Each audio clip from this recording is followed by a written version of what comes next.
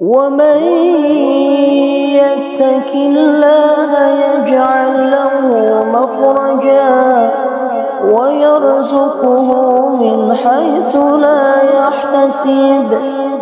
Bismillahirrahmanirrahim. Assalamualaikum warahmatullahi wabarakatuh. Alhamdulillah. Allahumma salli ala sayyidina Muhammad wa ala ali sayyidina Muhammad. Sahabat channel Prabu Santri yang dirahmati Allah, tidaklah sahabat semua menemukan video ini terkecuali atas izin Allah. Semoga Allah memberikan umur yang panjang, disehatkan, dilimpahkan rezeki, istiqomah di dalam ibadah, serta mati dalam keadaan husnul khatimah. Amin ya Allah ya Rabbal Alamin. Sahabat fillah yang dirahmati oleh Allah, subuh adalah waktu yang amat istimewa. Waktu di mana terjadi pergantian dari malam ke pagi, dari gelap menuju terang. Subuh sering diungkapkan secara khusus dalam beberapa ayat Al-Quran. Dan demi subuh, apabila fajarnya mulai menyingsing. Quran Surah At-Takwir ayat 18. Katakanlah, aku berlindung kepada Tuhan yang menguasai subuh. Quran Surah Al-Falaq ayat 1. Jika Anda sering bangun pagi dan mendengarkan azan subuh, tentu Anda akan mendengar kalimat as-salatu khairum minan naum, yang artinya salat lebih baik daripada tidur. Di mana kalimat tersebut tidak terdapat pada azan di waktu salat lain. Dalam kalimat tersebut, Allah memberikan isyarat kasih sayang kepada hambanya, di mana pada waktu tersebut diperintahkan untuk menjalankan sholat subuh. Waktu subuh sendiri memiliki banyak kejadian besar dan istimewa. Yang pertama adalah disaksikan oleh para malaikat. Subuh begitu istimewa bagi umat Islam, hingga Allah Subhanahu wa Ta'ala menurunkan perintah salat subuh sebagaimana firman-Nya dalam Al-Quran Surah Al-Isra ayat 78. Dirikanlah salat sesudah matahari tergelincir sampai gelap malam, dan dirikanlah pula salat subuh. Sesungguhnya salat subuh itu disaksikan malaikat. Orang yang menjalankan sholat subuh akan mendapat perhatian Allah pada hari kiamat, karena berkumpulnya para malaikat malam dan siang di waktu tersebut, di mana para malaikat melaporkan langsung kepada Allah Subhanahu wa Ta'ala apa saja yang dikerjakan hambanya di waktu subuh, dan mendoakan kebaikan bagi mukmin yang menjalankan sholat subuh. Yang kedua, salah satu penyebab masuk surga. Terkadang kaum mukmin lalai dalam menjalankan sholat subuh, lebih memilih untuk melanjutkan tidurnya daripada bangun untuk melaksanakan sholat. Orang yang menjalankan sholat subuh tepat waktu, baginya akan menjadi jalan masuk surga. Dalam sebuah hadis mengatakan, barang siapa yang mengerjakan sholat bardain, yaitu subuh dan asar, maka dia akan masuk surga. Hadis riwayat Bukhari dan Muslim. Yang ketiga, salah satu penghalang masuk neraka. Salat subuh yang memiliki jumlah rakaat paling sedikit dibanding salat wajib lainnya, terkadang menjadi salat terberat bagi sebagian umat muslim.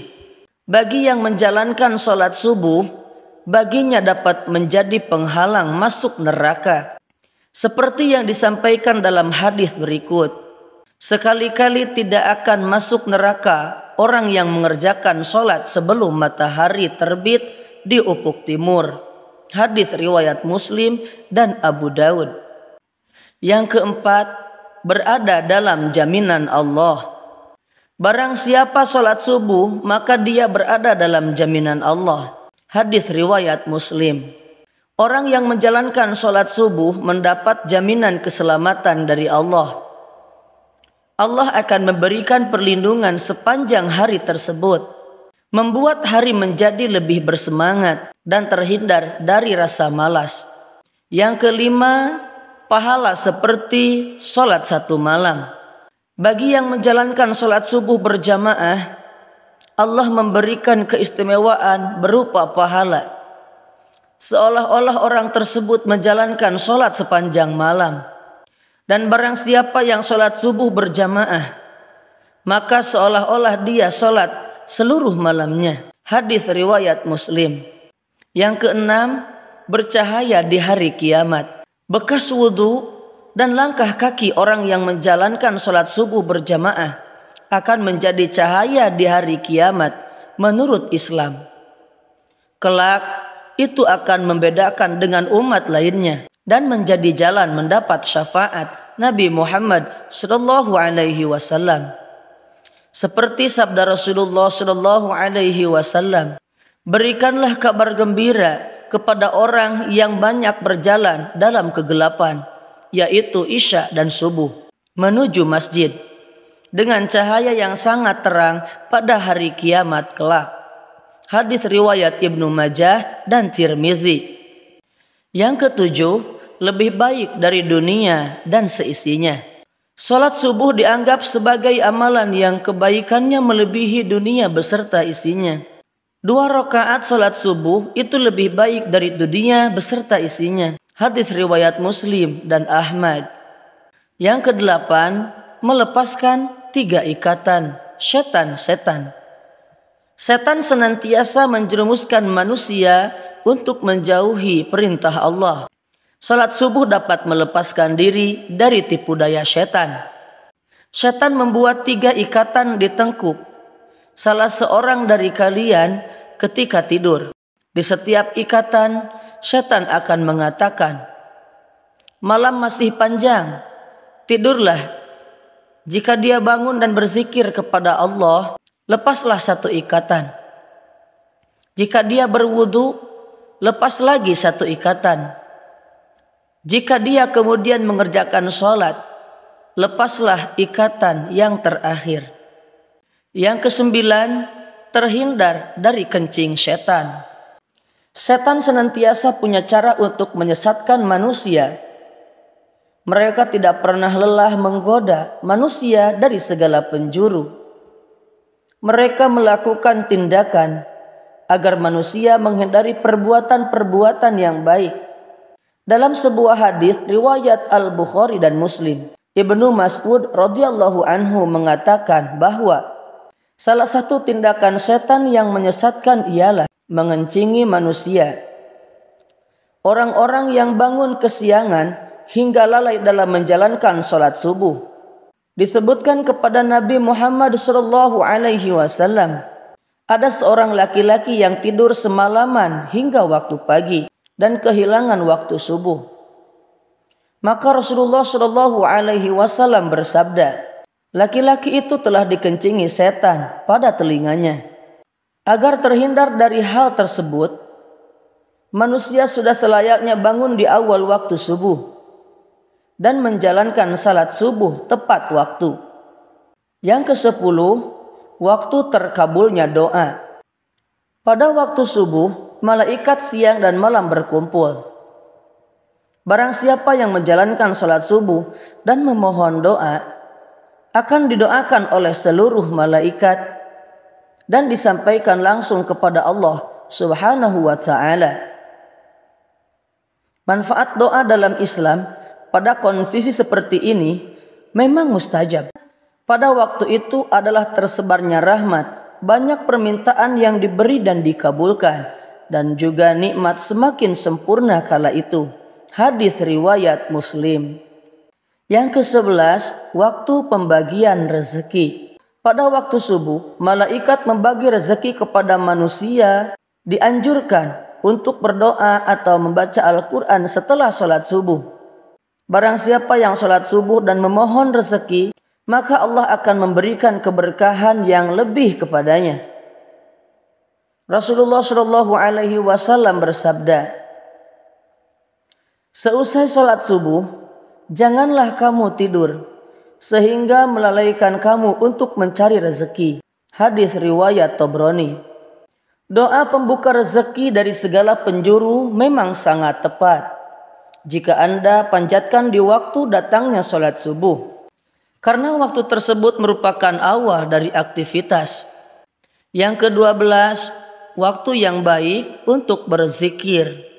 Zikir adalah tanda seorang mukmin mengingat dan memuji Allah. Orang yang mengetahui keutamaan berzikir di waktu subuh akan mendapat ketenangan hati dan merupakan waktu yang dianjurkan oleh Allah. Allah Subhanahu wa Ta'ala berfirman, "Maka bertasbihlah kepada Allah di waktu kamu berada di petang hari dan waktu berada di waktu subuh." Quran Surah Ar-Rum ayat 17. Yang ke-13, mendapat keselamatan. Rasulullah SAW pernah bersabda, "Sesungguhnya Allah jika menurunkan bala dari langit kepada penduduk bumi, maka Allah akan menghindarkannya dari pemakmur masjid." Hadis riwayat Imam Bukhari.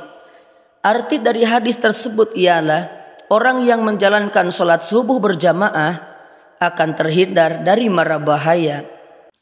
Contoh yang pernah terjadi ialah ketika terjadi tsunami beberapa tahun silam di Aceh. Jemaah yang sedang sholat subuh di masjid itu terhindar. Padahal jika kita memakai logika, pada saat itu daerah sekitar seutuhnya tersapu oleh tsunami. Yang ke-14, diampuni dosa-dosanya. Allah menjanjikan pengampunan bagi orang-orang yang senantiasa menjalankan sholat subuh dan memohon ampun atas dosa-dosa pada waktu tersebut. Setelah sholat subuh, dianjurkan untuk membaca kalimat Subhanallah wa bihamdihi subhanallahil azim sebanyak 100 kali.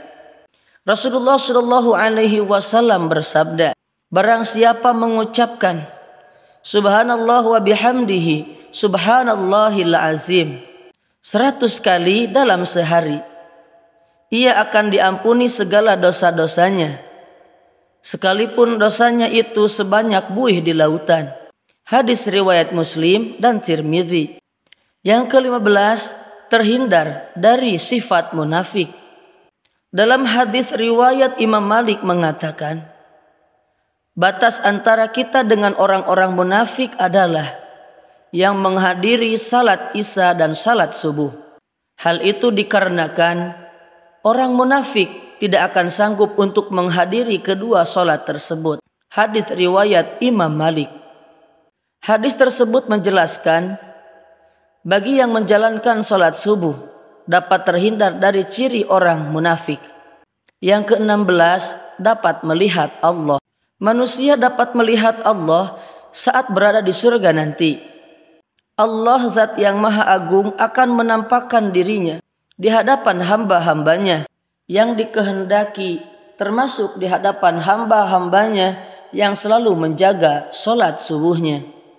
Rasulullah SAW bersabda, kami sedang duduk bersama Rasulullah SAW. Ketika melihat bulan purnama, beliau berkata, sungguh kalian akan melihat Rob kalian, sebagaimana kalian melihat bulan yang tidak terhalang dalam melihatnya. Apabila kalian mampu, janganlah kalian menyerah dalam melakukan sholat sebelum terbit matahari dan sholat sebelum terbenam matahari, maka lakukanlah. Hadis riwayat Bukhari dan Muslim. Kemudian yang ke-17, mendapat pahala seperti pahala haji dan umroh. Bagi orang yang menjalankan sholat subuh berjamaah, dilanjutkan dengan berzikir hingga matahari terbit dan ditutup salat 2 rakaat, akan mendapatkan pahala senilai dengan pahala haji dan umroh. Hal ini sebagaimana sabda Rasulullah SAW, siapa yang salat subuh dengan berjamaah lalu duduk berzikir kepada Allah sehingga matahari terbit, kemudian sholat 2 rakaat, maka ia mendapatkan pahala haji dan umroh sempurna. Hadis riwayat At-Tirmizi. Sahabat fillah yang dirahmati oleh Allah, itulah kejadian-kejadian terbesar yang terjadi di waktu subuh. Semoga kita semua bisa istiqomah melaksanakan kewajiban sebagai hamba agar kita semua selamat di hadapan Allah dan mendapatkan ridhonya di hadapan Allah subhanahu wa ta'ala. Wallahu a'lam bissawab. Wassalamualaikum warahmatullahi wabarakatuh.